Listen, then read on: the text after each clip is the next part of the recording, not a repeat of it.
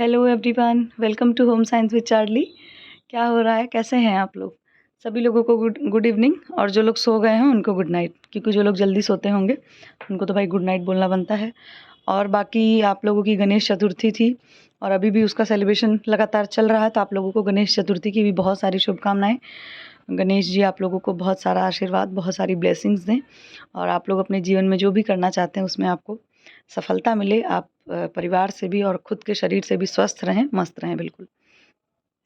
और तो अभी हम लोग 1-2 दिन पहले हम लोगों ने प्रैक्टिस सेट किया ही था, तो अभी देखिए कुछ दिन तक प्रैक्टिस सेट ही करेंगे हम लोग, क्योंकि मेरे पास जो ये प्रैक्टिस सेट है उसके क्वेश्चन अच्छे हैं और आप लोग भी देख ही रहे होंगे कि किस तरह के क्वेश्चन हैं। तो मैं सोच रही हूँ ये पूरा खत्म हो जाए, उसके बाद फिर हम लोग आगे का कुछ करेंगे, ठीक है? तो चलिए बिना देर किए हुए फटाफट क्वेश्चन करना शुरू करते हैं। अच्छा, शिक्षा के बारे में थोड़ा-सा जान लेते हैं, क्योंकि हम लोग शिक्षा जगत से जुड़े हुए हैं और हम लोग क्या, हर कोई जुड़ा रहता है। कोई जो है फॉर्मल तरीके से, कोई इनफॉर्मल तरीके से।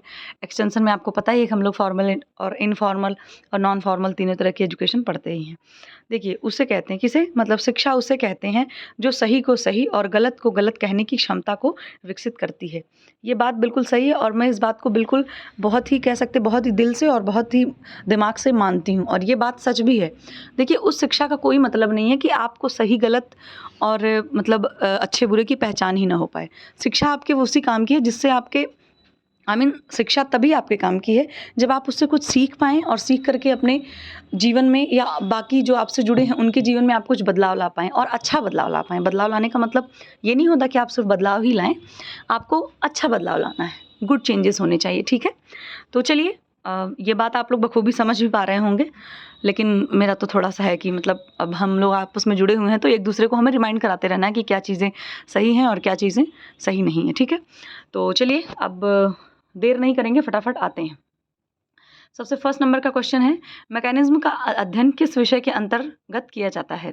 तो बाल विकास, बाल मनोविज्ञान, सृजनात्मक विकास, उपरोक्त से कोई नहीं। तो इसमें जो मैकेनिज्म का अध्ययन वाली बात, इसमें इन्होंने तो दिया है कि बाल विकास में किया जाता है।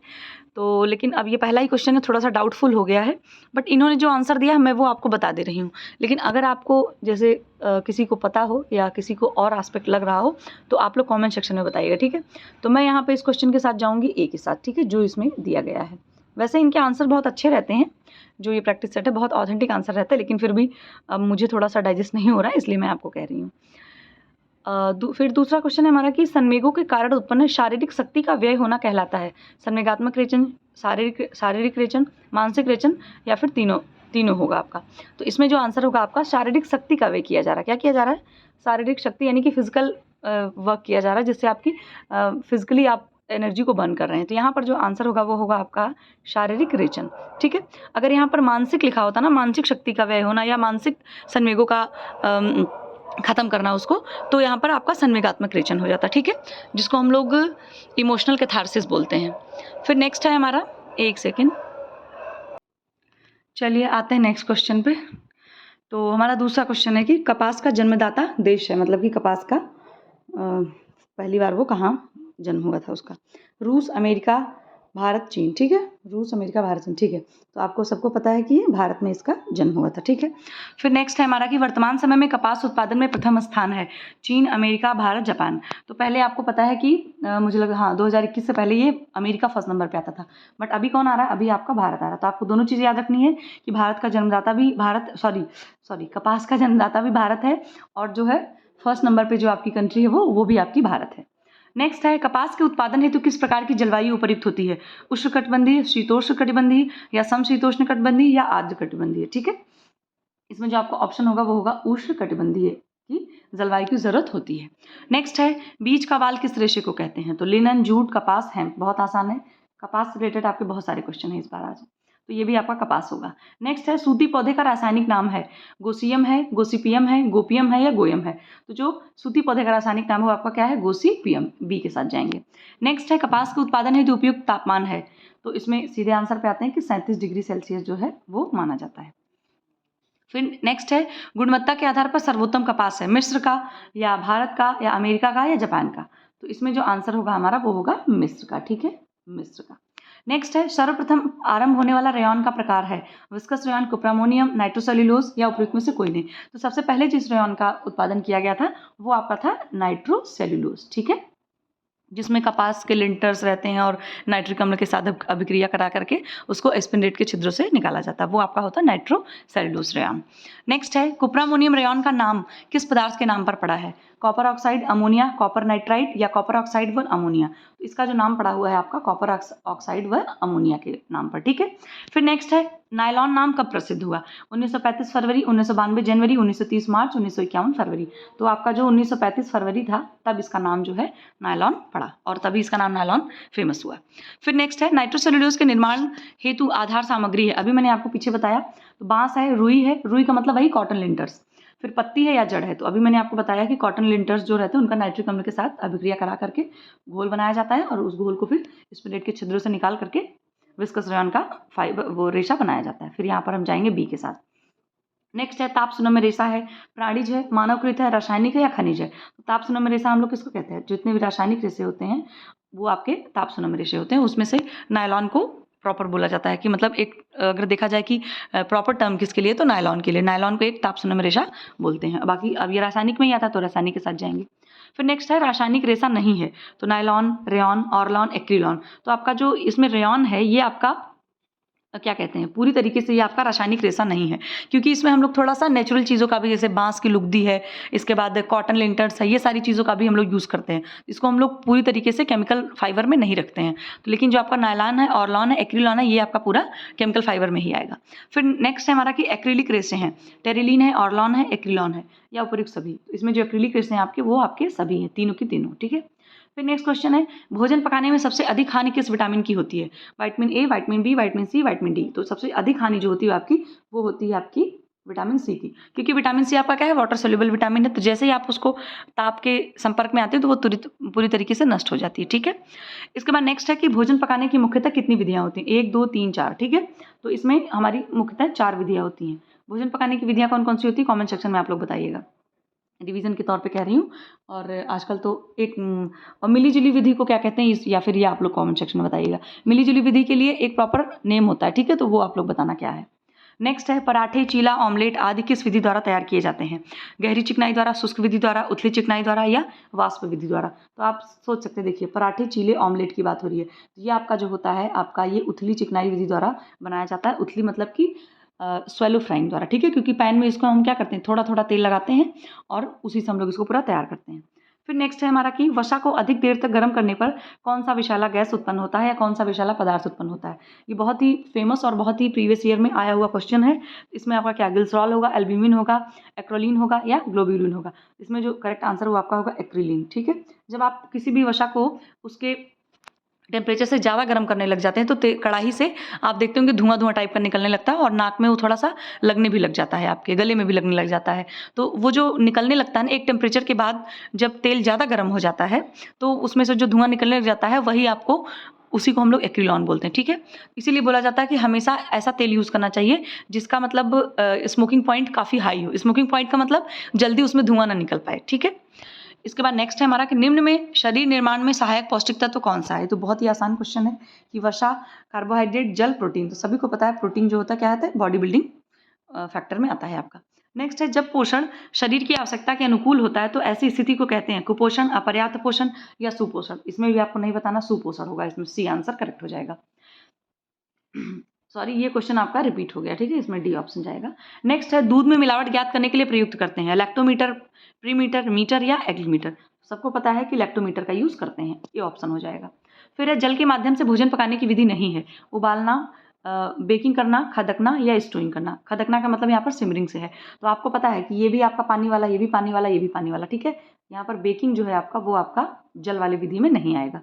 फिर हमारा नेक्स्ट क्वेश्चन है, नेक्स्ट क्वेश्चन क्या है आपका, इनमें से आसानी से पचने वाला भोजन कौन है? तला हुआ, भुना हुआ, उबाला हुआ या भापा हुआ। तो जिसमें आपका उबला हुआ भोजन है वो आपका बहुत ही आसानी से पच जाएगा। अगर यहाँ पर यही लिखा होता क्वेश्चन की सबसे देर से पचने वाला भोजन कौन सा है, तो इसमें आंसर जाता आपका तला हुआ, ठीक है। नेक्स्ट है निम्नलिखित में से संतुलित आहार के अवयव हैं। इसको तो बताना नहीं है, देखिए आपको सभी को पता है कि संतुलित आहार में क्या आपका कैलोरी भी आनी चाहिए। कैलोरी तो मान लीजिए मिलेगी जो भी आप खाएंगे, तो कैलोरी का मतलब यहाँ से हम लोग कार्ब से लगा लेते हैं, मतलब कार्बोहाइड्रेट से। फिर प्रोटीन, खनिज, विटामिन, उपर्युक्त सभी, तो सबको पता है सभी होना चाहिए। नेक्स्ट है भोजन का एक महत्वपूर्ण कार्य यह भी है, रोग उत्पन्न करना, शरीर के ताप को नियंत्रित करना, कार्बोज का निर्माण करना, शारीरिक शक्ति में क्षीणता। इसमें जो आंसर होगा वो होगा आपका शरीर के ताप को नियंत्रित करना, भोजन का ये भी एक कार्य होता है, ठीक है। फिर नेक्स्ट है डेली फूड गाइड के अनुसार भोज्य पदार्थों को कितने समूह में बांटा गया है, 5, 11, 7, 2, तो सभी को ये बात पता होगी ही, 5, ठीक है, 5 ग्रुप्स में उसको डिवाइड किया गया है। फिर हमारा नेक्स्ट क्वेश्चन है भोज्य पदार्थों में मिलावट रोकने का अधिनियम पास किया गया। अब यहाँ पीएफए की बात हो रही है, ठीक है, prevention of food adulteration act. तो यहाँ पर आपका 1954 में यहाँ पर पास की बात हो रही, कब पास हुआ कि 1954 में, 1952, 1953, 1951। तो इसमें जो आंसर है वो आपका 1954, और फिर अगर लागू होने की बात आएगी तो आपका 1 जून 1955, ठीक है, मतलब 1 जून 1955 को ये एक्शन में आ गया था, बिल्कुल पारित कर दिया गया था।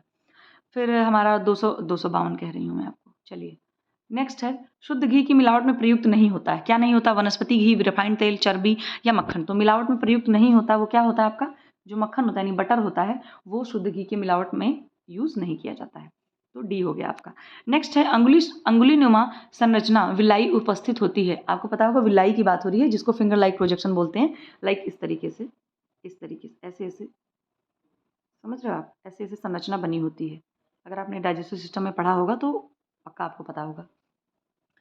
तो यहाँ पर कहाँ ये जो संरचना है ये कहाँ उपस्थित होती है, पेट में, छोटी आंत में, बड़ी आंत में या लीवर में। तो ये जो विलाई उपस्थित होती है आपकी, वो आपकी होती है स्मॉल इंटेस्टाइन में, और इसका काम क्या होता है, ये भोज्य पदार्थों को मतलब एब्जॉर्प्शन में सहायता करती है। जो फिंगर लाइक प्रोजेक्शन होता है ये एक तरीके से जितने भी आपके न्यूट्रिएंट्स हैं और भोज्य पदार्थ हैं उनको एब्जॉर्ब करने में हेल्प करती है, ठीक है। फिर हमारा नेक्स्ट है कि साधन की विशेषता नहीं है, साधन का मतलब रिसोर्स, साधन सीमित होते हैं, विशेषता नहीं की बात हो रही है, नहीं आपको पता होना चाहिए।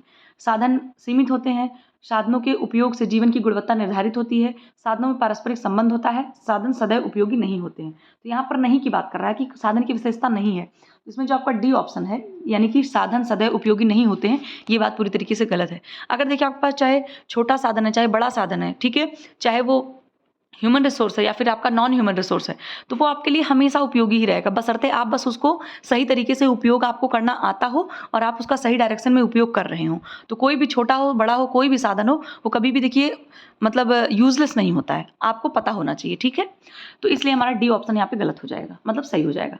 फिर आ रहा है नॉवेल्टी यार्न। नॉवेल्टी सूत कौन से होते हैं, सजावटी होते हैं या बिना ऐठन के सूत होते हैं, सिलाई के सूत होते हैं या स्टेपल सूत होते हैं। तो जो नॉवेल्टी यार्न होते हैं आपके वो सभी आपके जो है किस में आते हैं, सजावट वाले सूत में आते हैं, ठीक है।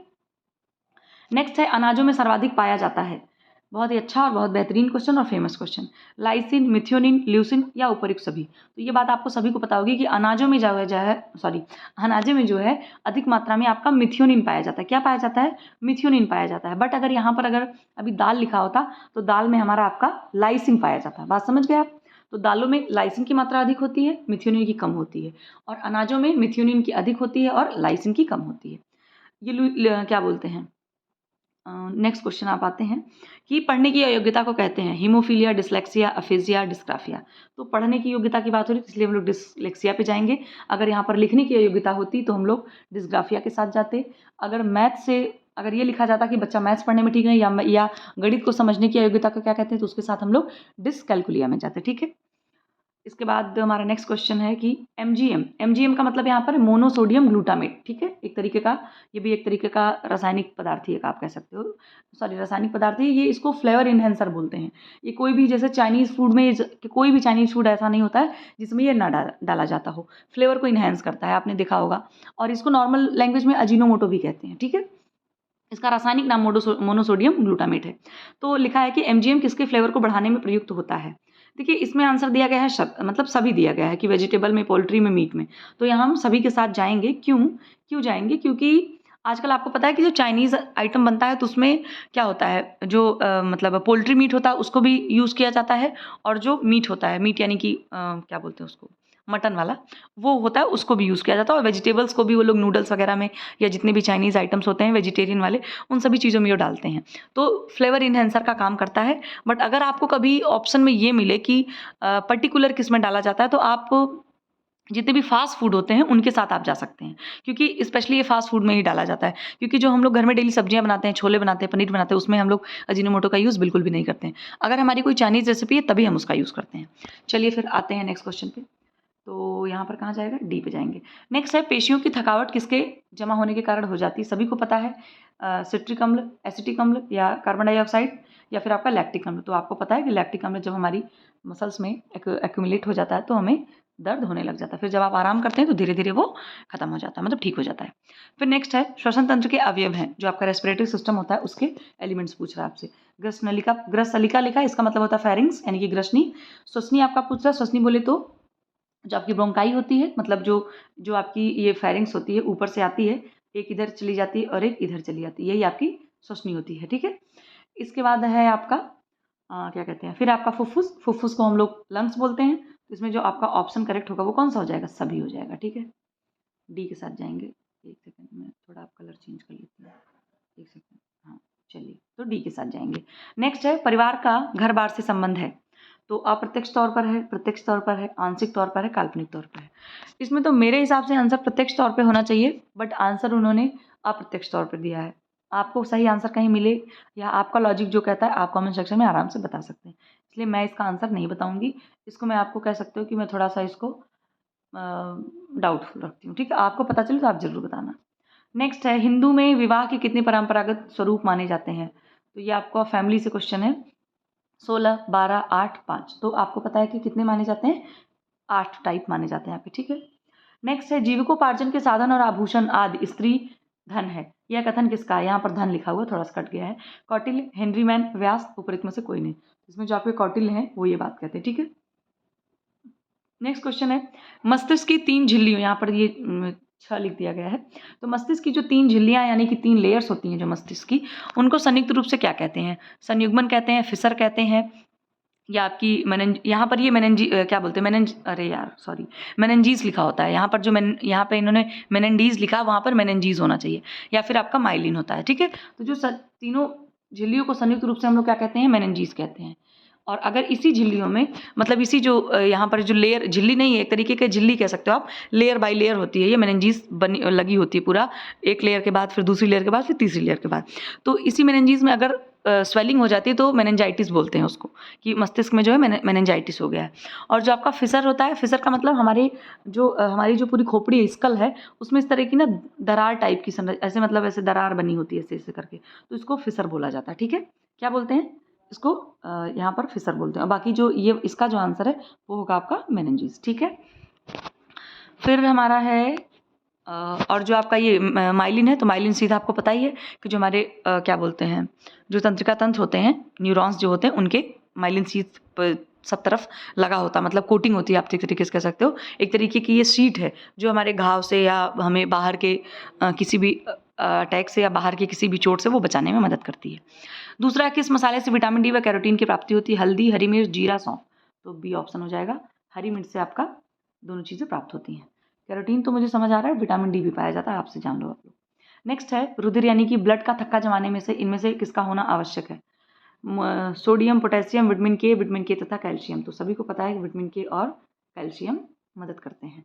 फिर ग्रॉस एवं क्रैंडल ने साधनों को कितने रूप में वर्गीकृत किया है, 2, 4, 3, 5। सभी को पता है 2, एक होता है ह्यूमन रिसोर्स और एक होता है नॉन ह्यूमन रिसोर्स। नेक्स्ट है हार्नेस क्या है, टेक्सटाइल का क्वेश्चन है कि करघे में लगा फ्रेम है, कंघी के समान एक संरचना है, ताने का बेलन है या कपड़े का बेलन है। तो करघे में लगा करघे में लगा हुआ एक फ्रेम है जिसको हम लोग हार्नेस बोलते हैं। नेक्स्ट है एफपीओ जाना जाता है, एफपीओ आपका क्या है, एक्ट है, ये भी एक तरीके का। इसमें इसका फुल फॉर्म आपसे पूछ रहा है, तो सभी को पता है फ्रूट प्रोडक्ट्स ऑर्डर, ठीक है। तो फ्रूट की बात है, यहाँ पर सी के साथ जाएंगे।